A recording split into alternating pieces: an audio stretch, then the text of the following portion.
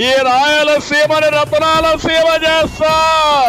ఈ రోజు చంద్రబాబు నాయుడు గారి పరిపాలనలో ఆ శ్రీకృష్ణ దేవరాయలు గారి యొక్క రతనాల సీమ ఏదైతే ఉందో, ఈ రోజు చంద్రబాబు నాయుడు గారు అభినవ శ్రీకృష్ణ దేవరాయలు అనేటువంటి విషయంలో ఇవాళ స్పష్టంగా మనందరం కూడా చెప్పుకోవచ్చు అని చెప్పి కూడా కట్ చేస్తే. చిత్తూరు జిల్లా రైతులు మామిడికి గిట్టుబాటు ధర కల్పించాలంటూ ధర్నా చేశారు. చెన్నై బెంగళూరు జాతీయ రహదారిపై ట్రాక్టర్లతో మామిడికాయలు పారబోశారు. తాడేపల్లిగూడెం ప్రధాన రహదారిలో ఉల్లిని రైతులు పారబోశారు. కర్నూలు జిల్లా నుంచి తాడేపల్లిగూడెం మార్కెట్ కు ఉల్లిని రైతులు తెచ్చారు. అయితే ఉల్లికి కనీసం మద్దతు ధర లభించడం లేదు అంటూ రైతులు ఆవేదన వ్యక్తం చేసి తెచ్చిన ఉల్లిని రోడ్డుపై పడేశారు. కర్నూలు జిల్లా పత్తికొండ మార్కెట్లో టమాటా ధరలు భారీగా పడిపోయాయి.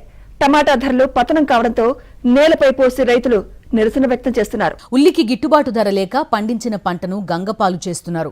ఆస్పరి మండలం యాటకల్లో ఉల్లి రైతు గిట్టుబాటు ధర లేక ఉల్లిని వాగులో పారబోసి ఆవేదన వ్యక్తం చేశాడు. శ్రీకృష్ణ దేవరాయలు గారి పరిపాలనలో రాయలసీమలో రత్నాలు పోసి రోడ్డు మీద అమ్మేవాళ్ళు.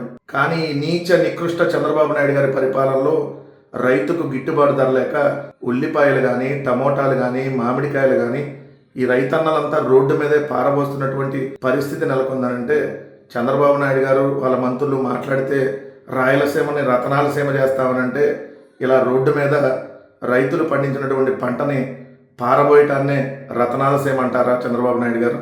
చంద్రన్న ఉన్నంత వరకు మా రైతుకి భరోసా లేదు, ఉండదు, ఉండబోదు. కరెక్ట్, ఇది కరెక్ట్ గా చెప్పేవయ్యా.